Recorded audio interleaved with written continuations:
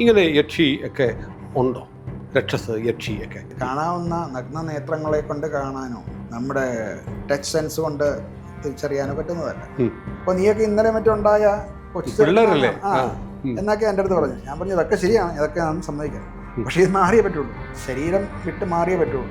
നീ എന്ത് ചെയ്യും? അല്ലെങ്കിൽ ഇപ്പം പോയിരിക്കണം, അല്ലെ നിന്നെ ഞാൻ വെട്ടിയിരിക്കും. നടുവിൻ്റെയൊക്കെ ഒരു ചാട്ടം ചാടി വെട്ട വെട്ട വെട്ട എന്ന് പറഞ്ഞുകൊണ്ടിരുന്ന ആൾ പിന്നെ മോഹാരസ്യപ്പെട്ട് വീണു. ദൈവത്തിൻ്റെ സൂക്ഷ്മഭാവത്തിൽ നിന്ന് പ്രകടഭാവങ്ങളിലേക്ക് എത്തുന്ന ഒരു പ്രതിബിംബമുണ്ടെങ്കിൽ അതാണ് ഈ പറയുന്ന നിർമ്മാല്യധാരി. ഇത് തന്നെയാണ് ഈ യക്ഷം. നമ്മൾ ഉണ്ടാക്കിയ ആ മന്ത്രത്തെ കൊണ്ട് സൃഷ്ടിക്കുന്നതാണ് ഇതൊക്കെ.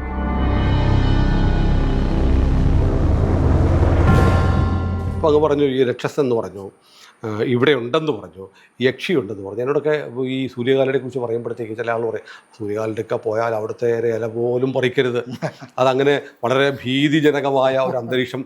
ഇങ്ങനെ പഴയ ആളുകൾ, ഇന്നത്തെ തലമുറയ്ക്ക് ഒരുപക്ഷെ അറിയാമോ എന്ന് എനിക്കറിയില്ല, പക്ഷേ എൻ്റെയൊക്കെ ഒരു തലമുറ ഇങ്ങനെ കേട്ടിട്ടുണ്ട്. ഇങ്ങനെ യക്ഷി ഒക്കെ ഉണ്ടോ? രക്ഷസ് യക്ഷി ഒക്കെ ഉണ്ടല്ലോ. ഉണ്ടോ? തീർച്ചയായിട്ടും ഉണ്ട് എന്ന് പറഞ്ഞാൽ അത് അനുഭവിക്കണേ പറ്റുള്ളൂ, കാണിച്ചു തരാൻ പറ്റില്ല. ഇത് കാണാവുന്ന നഗ്ന നേത്രങ്ങളെ കൊണ്ട് കാണാനോ നമ്മുടെ ടച്ച് സെൻസ് കൊണ്ട് തിരിച്ചറിയാനോ പറ്റുന്നതല്ല. നേരെ മറിച്ച് അനുഭവങ്ങൾ വരുമ്പോൾ തന്നെത്താൻ വിശ്വാസമായിക്കോളും.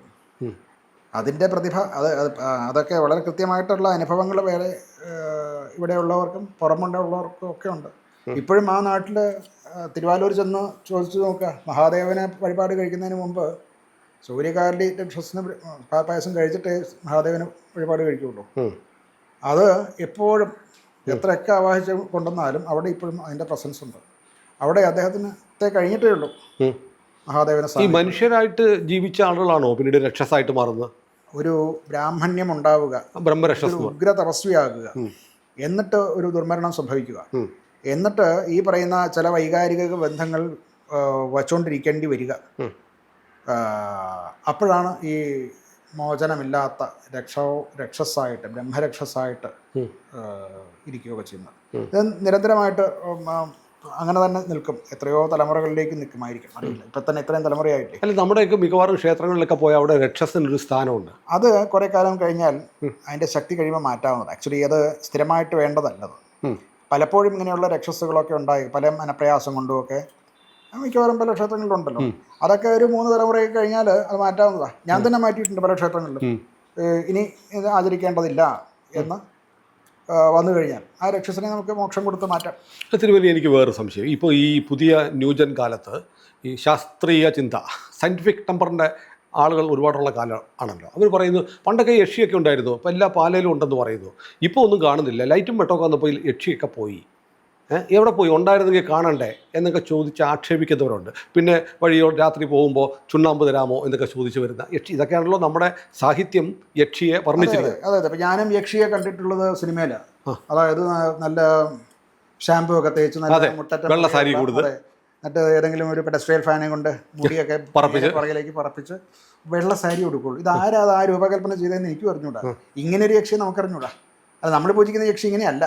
പിന്നെ എങ്ങനെയാണ് അങ്ങ് പൂജിക്കുന്ന യക്ഷി? നമുക്ക് പാർവതിയാണ്, ശുദ്ധമായിട്ടുള്ള പാർവതി സങ്കല്പം തന്നെയാണ്. അതിൽ എത്ര കണ്ട് ആകർഷണീയത ഉണ്ടാകുമോ അത്ര കണ്ട്. ആ പാർവതിക്ക് തന്നെ, പാർവതി സാക്ഷാത് ശിവന്റെ ഭാര്യയാകുന്ന പാർവതി, ശക്തി സ്വരൂപിണി, അതിൻ്റെ ഏറ്റവും ജൈവമായിട്ടുള്ള ഒരു രൂപം എന്താണ്? പാർവതി ദേവി ആണെങ്കിൽ എങ്ങനെയാണ് ആളുകളെ ഇങ്ങനെ ദംഷ്ട്രകളൊക്കെ പുറത്ത് വന്ന് രക്തം കുടിക്കുക? അല്ല, ഇതൊരു സ്ഥിരം പരിപാടിയല്ലല്ലോ.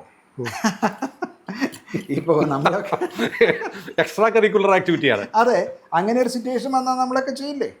ശരിയാണ്. ഗതികെട്ടാൽ നമ്മൾ എന്ത് ചെയ്യും? അതാ പറഞ്ഞു, രക്തം കുടിക്കുമോ എന്നല്ല അവിടെ ചോദിക്കും. രക്തം കുടിക്കാൻ വേണ്ടിയിട്ടുള്ള കൊതുകുകളൊന്നും അല്ലല്ലോ. കൊതുകിന് ഇപ്പോൾ നമ്മുടെ രക്തം കുടിച്ചേ ജീവിക്കാൻ പറ്റുള്ളൂ. യക്ഷിക്ക് നമ്മുടെ രക്തം കുടിച്ച് ജീവിക്കേണ്ടതൊന്നുമല്ല. അതങ്ങനെയല്ല ഇതിനെ മനസ്സിലാക്കേണ്ടത്. ആ വ്യക്തിയുടെ സർവ്വ ഊർജവും ഈ തന്നിലേക്ക് സ്വാംശീകരിക്കുന്നു എന്നുള്ളതാണ്. എന്താണ്? ജൈവബന്ധമാണ് ഇതിനുള്ളത്. അതിനും കുറേ കാലത്തേക്കുള്ള ഈ പറയുന്ന യക്ഷികൾക്കും കുറേ കാലത്തേക്ക് അതിന് അവിടെ എക്സിസ്റ്റൻസ് ഉള്ളൂ. പലപ്പോഴും ഈ മറുപിള്ള എന്നൊക്കെ പറയും എന്ന് പറയുന്ന ഒരു സങ്കല്പം, ഞാനത് വെറുതെ ഉപയോഗിച്ചൊരു വാക്കാണ്, എന്നുവെച്ചാൽ മനസ്സിലാകാൻ വേണ്ടിയിട്ട് ഒരു വാക്ക് ഉപയോഗിച്ചത് മാത്രമേ. വാസ്തവത്തിൽ ഓരോ യക്ഷി എന്നൊക്കെ പറഞ്ഞു കഴിഞ്ഞാൽ ശരിക്കും പറഞ്ഞാൽ എല്ലാ ദേവതയ്ക്കും അതിൻ്റെ ഒരു യക്ഷി രൂപമാണ്. അത് എന്താ പറയണ്ടത്, നിർമാല്യധാരി എന്ന് കേട്ടിട്ടുണ്ടോ? എല്ലാ ക്ഷേത്രവും നിർമാല്യധാരി ഇല്ലേ? അതെന്താ? ഈ വിഷ്ണു ക്ഷേത്രമാണെങ്കിൽ വിശ്വക്സേനൻ എന്ന് പറഞ്ഞ ഒരു ചുറ്റും ശ്രീകോവിലിൻ്റെ തൊട്ടു ചുറ്റുമുള്ള ബലിക്കല്ലുകളിൽ അതിൻ്റെ ഒരു ഈശാന കൊണ്ട്, അതായത് ഒരു വടക്ക് കിഴക്ക് മൂലയിലായിട്ട് ഒരു കുറച്ച് വലുപ്പം കൂടുതലുള്ള ഒരു കല്ലുകാണ്. അത് നിർമാല്യധാരിയുടേതാണ്. വിഷ്ണു ആണെങ്കിൽ അതിന് വിക്ഷുസേനൻ എന്നാണ് പറയുക. മറ്റേ ചണ്ഡീശ്വരൻ എന്നാണ് ശിവനാണെങ്കിൽ പറയുക. ഈ പറയുന്ന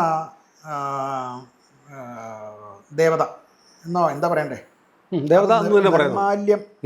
നിർമാല്യം എന്ന് പറഞ്ഞാൽ അതിൻ്റെ, നമുക്ക് നിർമാല്യം സിനിമയൊക്കെ ഉണ്ട്, അതല്ല പറഞ്ഞ് നിർമാല്യം എന്നൊക്കെ. നിർമാല്യം എന്ന് വെച്ച് കഴിഞ്ഞാൽ നിർമ്മലമാക്കപ്പെട്ടത്, അതായത് ദേവനെ അണിയിച്ചതിന് തിരിച്ചെടുത്തത്. അതെ, തലേന്ന് ധരിപ്പിച്ച പൂക്കളും എല്ലാം മാറ്റാണല്ലോ.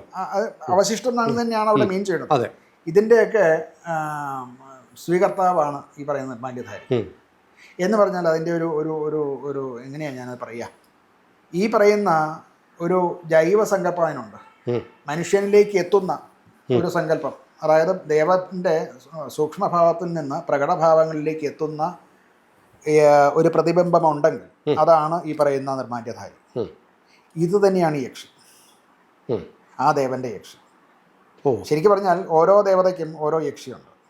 എല്ലാ ദേവന്മാർക്കും ആ ദേവൻ്റെ അഥവാ ദേവിയുടെ രണ്ടും ആയിക്കോട്ടെ യക്ഷി ഉണ്ടെന്ന് തന്നെയാണ് പറയുക. പിന്നെ അതിനെ വീണ്ടും കുറച്ചുകൂടെ വിശദമായിട്ട് പഠിക്കുമ്പോൾ, അഥവാ അതിനെ പഠിക്കുമ്പോൾ എന്ന് തന്നെ പറയട്ടെ, പഠിക്കുമ്പോഴാണ് നമുക്കതിനെ ഡൈവേഴ്സിറ്റിഫൈ ചെയ്യാൻ പറ്റുന്നതും 32 തരം യക്ഷികളുണ്ടാവുന്നതും. ഇതിന് 32 തരമുണ്ട് യക്ഷികളുണ്ടാവുന്നതും. അതൊക്കെ ആപ്ലിക്കേഷനാണ് കേട്ടോ. ഇതൊക്കെ ഇങ്ങനെ ആർക്കോ ജനിച്ചിട്ട് ഇവിടെ ഉണ്ടായിരുന്നു എന്നിട്ട് അവരെ പോയി കാണുന്നു എന്നൊന്നും വിചാരിക്കുന്നത്, ഞാൻ ഉണ്ടാക്കുന്നതാണ്. 32 യക്ഷി ഞാനാണ് ഉണ്ടാക്കുന്നത്. ഞാൻ ഉദ്ദേശിച്ചത് ഈ ഞാൻ എന്നുള്ള പറഞ്ഞതല്ല, നമുക്കുണ്ടാക്കാനുള്ളതാണ്, നമുക്കുണ്ടാക്കാവുന്നതാണ്, നമ്മൾ കൽപ്പിക്കുന്നതാണ്, നമ്മൾ ആ മന്ത്രത്തെ കൊണ്ട് ഉണ്ടാക്കേണ്ടത്. 33 കോടി ദേവതകൾ എന്ന് പറയുന്ന പോലെ തന്നെ. അതെ, ഇത് 32 തരം യക്ഷികളുണ്ട്. അതൊക്കെയും നമ്മൾ ഉണ്ടാക്കുന്നതാണ്. നമ്മുടെ മന്ത്രസിദ്ധി കൊണ്ട്, അഥവാ മന്ത്രം നമ്മൾ ഉണ്ടാക്കിയ ആ മന്ത്രത്തെ കൊണ്ട് സൃഷ്ടിക്കുന്നതാണ് ഇതൊക്കെ, ഈ പറയുന്ന യക്ഷികളെയൊക്കെ. അങ്ങനെ സൃഷ്ടമായിപ്പെട്ട വലിയ ഉഗ്ര തപസ്യകളാൽ സൃഷ്ടിക്കപ്പെട്ട് പ്രതിഷ്ഠിച്ചിട്ടുള്ളതാണ് നമുക്ക് പല സ്ഥലത്തും കാണാവുന്ന യക്ഷി ബിംബങ്ങളോ പ്രതിഷ്ഠകളോ കാര്യങ്ങളോ ഒക്കെ. അല്ല, എൻ്റെ ഒരു സംശയം, ഇപ്പോൾ ഞാൻ അങ്ങോട്ട് ചോദിക്കുന്നത് തികഞ്ഞ അവിവേകമാണെന്ന് അറിഞ്ഞുകൊണ്ട് ചോദിക്കുകയാണ്. അതുകൊണ്ട് അത് ആദ്യമേ ഞാനൊരു ക്ഷമ ചോദിക്കുന്നു.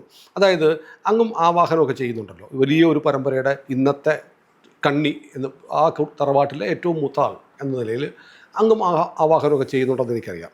അപ്പോൾ ഈ യക്ഷി എന്ന് പറയുന്ന അത് ബാധിച്ച ഒരാളെ ആവാഹിക്കുമ്പോൾ അങ്ങേക്കത് ഫീൽ ചെയ്യുന്നുണ്ടോ? എങ്ങനെ ഫീൽ ചെയ്യും? പ്രകടമായിട്ടുള്ള വ്യത്യാസങ്ങൾ വരുന്നതായിട്ട് കാണാം. അപ്പം ഞാനിപ്പോൾ ഇവിടെ എൻ്റെ മുറിയിലിരുന്ന് തന്നെ പലപ്പോഴും ഞാൻ ഈ പറയുന്ന തരത്തിലുള്ള മാനസികമായിട്ടുള്ള പ്രശ്നങ്ങളോടുകൂടി വരുന്ന ആൾക്കാരെ ട്രീറ്റ് ചെയ്യുമ്പോൾ ഞാൻ കാണാറുണ്ട്. അത് പലതരത്തിലാണ് അവർ കാണിക്കുന്നത്. ഇവിടെ ഒരു നല്ല ഓഫീസറായിട്ട് ഇരുന്നൊരു ലേഡി ഒരിക്കൽ ഇവിടെ വന്നു. അപ്പോൾ അവർ വലിയൊരു നിലയിലുള്ളൊരു ഓഫീസറാണ്. രക്ഷാശിഷ്ട ഞാൻ ഇപ്പം പറഞ്ഞാൽ ചിലപ്പം ആൾക്കാർക്ക് മനസ്സിലാവും എന്ന് വിചാരിച്ചാണ് എന്താണ് ലാവണം എന്ന് ഞാൻ പറയാണ്ടിരിക്കുന്നത്. കുറച്ച് രക്ഷാശിക്ഷകളൊക്കെ ചെയ്യാൻ പറ്റുന്ന അവസ്ഥയിലുള്ള അവരെൻ്റെ അടുത്ത് വരുന്നു. ഞാൻ പറഞ്ഞു എനിക്ക് ഇങ്ങനെ ഒരു ബാധയുണ്ട്, അതെപ്പോഴും അത് പ്രകടമാകാറില്ല, അത് വല്ലപ്പോഴും ഒക്കെയാണ് ചെയ്യുന്നത്, പക്ഷേ അത് വലിയ ബുദ്ധിമുട്ടാണ്, അത് എന്താ ചെയ്യേണ്ടതെന്ന് ചോദിച്ചാൽ ഞാനപ്പോൾ കുറച്ച് നേരം ഇരുന്ന് വർത്തമാനം പറയിപ്പിച്ച് കഴിഞ്ഞാൽ എനിക്കറിയാം അത് ഉണർന്നേക്കാം, ഉണരുത്തും എന്നൊന്നും ഞാൻ അവകാശവാദമൊന്നും പറയുന്നില്ല കേട്ടോ. ചില രീതിയിലൊക്കെ വർത്തമാനം പറഞ്ഞാൽ നമ്മളൊന്ന് അതിനെ ഒന്ന് ഉണർത്താൻ തുടങ്ങിയാൽ ചിലപ്പോൾ ഒന്ന് അങ്ങനെ നോക്കിയപ്പോൾ ഞാൻ വർത്തമാനം പറഞ്ഞുകൊണ്ടിരിക്കുന്നതിനിടയ്ക്ക് ഇങ്ങനെ ഒരു പറഞ്ഞു വന്നപ്പോൾ പെട്ടെന്ന് ട്രാൻസ്ഫോം ചെയ്ത് കഴിഞ്ഞു. ആ വ്യക്തി ഒരു സ്ത്രീയാണെന്ന് ഓർത്തോണം. അവിടെ ഇരുന്ന ആ തേക്കിൻ്റെ വലിയ ഒരു വേരിൻ്റെ നമ്മൾ കുറച്ച് മുമ്പ് ഇരുന്ന് അവിടെ അത് കൈ ഇങ്ങനെ ഇങ്ങനെ ഇങ്ങോട്ട് ഇടുന്നു, ഇങ്ങനെ ഒരു പോക്ക് ഒറ്റ കൈ കൊണ്ട്. എവിടുന്ന് കിട്ടുന്നു ആ ശക്തി?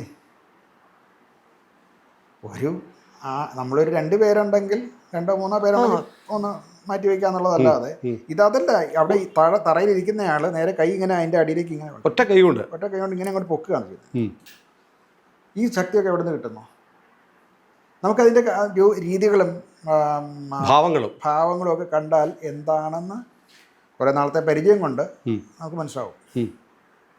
ഇതേപോലെ തന്നെ വേറൊരാൾ കുറേ എണ്ണം ഉണ്ടായിട്ടുണ്ട് കേട്ടോ. അതിൽ ഒന്ന് രണ്ട് പെട്ടെന്ന് ഓർത്തത് ഞാനിങ്ങനെ പറയുകയാണ്. ഇവിടെ നിലമുറ്റത്തിരുന്ന ഒരാൾ ഇതുപോലെ ഉണർന്നപ്പോൾ പിന്നെ അട്ടഹാസമൊക്കെയാണ്. എന്നോട് ചോദിക്കുന്ന നീ ആരാടാ എന്നെയൊക്കെ ആവാഹിക്കാൻ, നിനക്കറിയാൻ മേല എന്നെ ഞാൻ ആരാന്ന്. എന്തോ ഒരു പഴയ എത്രയോ തലമുറകൾക്ക് മുമ്പുണ്ടായിരുന്ന ഏതോ ഒരു അന്തർജനത്തിൽ വന്നുകൂടിയ യക്ഷിയാന്നൊക്കെയാണ് ഇവർ പറയുന്നത്. അപ്പോൾ നീയൊക്കെ ഇന്നലെ മറ്റുണ്ടായ കൊച്ചു എന്നൊക്കെ എൻ്റെ അടുത്ത് പറഞ്ഞു. ഞാൻ പറഞ്ഞു ഇതൊക്കെ ശരിയാണ്, ഇതൊക്കെ ഞാൻ സമ്മതിക്കാം, പക്ഷേ ഇത് മാറിയേ പറ്റുള്ളൂ, ഈ ശരീരം വിട്ട് മാറിയേ പറ്റുള്ളൂ. നീ എന്ത് ചെയ്യും അല്ലെങ്കിൽ എന്നാണ് നീ എന്നാ വിളിക്കുന്നത് തന്നെ. അത്രയും നേരം ബഹുമാനത്തിലൊക്കെ സംസാരിച്ചിരുന്ന ആളാണ്. അത് ഞാൻ പറഞ്ഞത് എനിക്കെന്തെങ്കിലും ചെയ്യേണ്ടി വരും. അതെ, എന്നാ നീ എന്നെ എന്താ വെച്ചാൽ ചെയ്യുക, നിനക്ക് പറ്റുന്നതോടെ ചെയ്യുക എന്ന് പറഞ്ഞ് ചിരിക്കുകയാണ്. ഞാൻ പറഞ്ഞു നീ മര്യാദയ്ക്ക് പോയില്ല എന്നുണ്ടെങ്കിൽ എനിക്ക് വെട്ടിയാണെങ്കിലും മാറ്റേണ്ടി വരും. അപ്പോഴൊക്കെ ഞാനൊരു ഇത് വിടാതെയാണ് ചിരിച്ചുകൊണ്ടൊക്കെ തന്നെയാണ് പറയുന്നത്.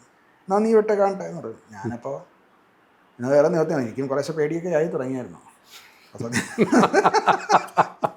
സത്യം പറഞ്ഞാൽ എങ്ങാനും വല്ല ഉപദ്രവിച്ചാൽ എന്ത് ചെയ്യും. ഞാനപ്പോൾ അവിടുന്ന് മറ്റേ വാളുണ്ടല്ലോ, നമ്മുടെ വാളിങ്ങനെ പൊക്കി എടുത്തിട്ട് അവിടെ ഇരിപ്പുണ്ടല്ലോ, അവിടെ വാള് കുറേ വാളുകളുണ്ട്, കണ്ടു ഇങ്ങനെ വലിച്ചിങ്ങോട്ട് ഊരിയിട്ട് ഇപ്പം പോയിരിക്കണം, അല്ലെ നിന്നെ ഞാൻ വെട്ടിയിരിക്കും. എനിക്ക് ആ നോട്ടമൊന്നും ഇവിടെ ഇല്ല, എൻ്റെ ആൾക്കാരൊക്കെ ഇതിനകത്തുണ്ട്, എനിക്ക് യാതൊന്നും സംഭവിക്കില്ല. അത് നല്ലത് തീർച്ചയായും. നമ്മൾ വീശിക്കിട്ട് ഞാൻ നടുവിൻ്റെയൊക്കെ ഒരു ചാട്ടം ചാടി വെട്ട എന്ന് പറഞ്ഞുകൊണ്ടിരുന്ന ആൾ പിന്നെ പെട്ടെന്ന് മോഹാരസ്യപ്പെട്ട് വീണു. ഇവരൊക്കെ കണ്ടുകൊണ്ടിരിക്കുക, ഭാര്യയും പിള്ളേരൊക്കെ ഒന്നുണ്ട്.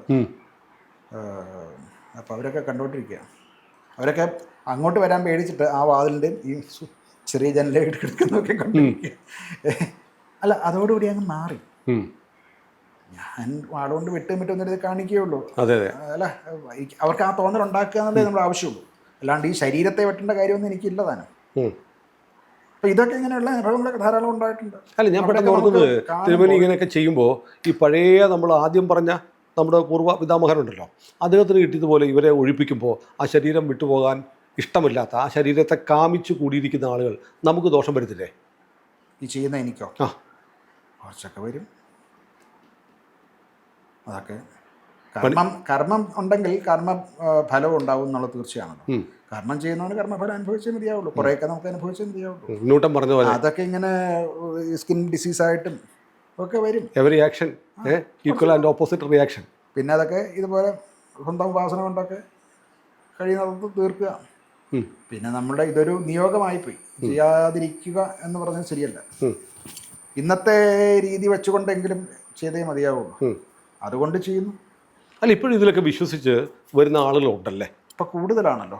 അതും വരുന്നവർ സാധാരണക്കാരല്ല, ഉന്നത വിദ്യാഭ്യാസം കിട്ടിയ വലിയ പദവികളിലിരിക്കുന്ന. അല്ലെങ്കിൽ പിന്നെ എൻ്റെ കൂടെ ഇത്രയും സയൻറ്റിസ്റ്റുമാരെങ്ങനെയാണ്? I have a big team of scientist. ചെറിയ ആൾക്കാരൊന്നും അല്ല, വലിയ ആൾക്കാർ, വലിയ സയൻറ്റിസ്റ്റുമാരുടെ ഒരു ടീം തന്നെയുണ്ട് എനിക്ക്.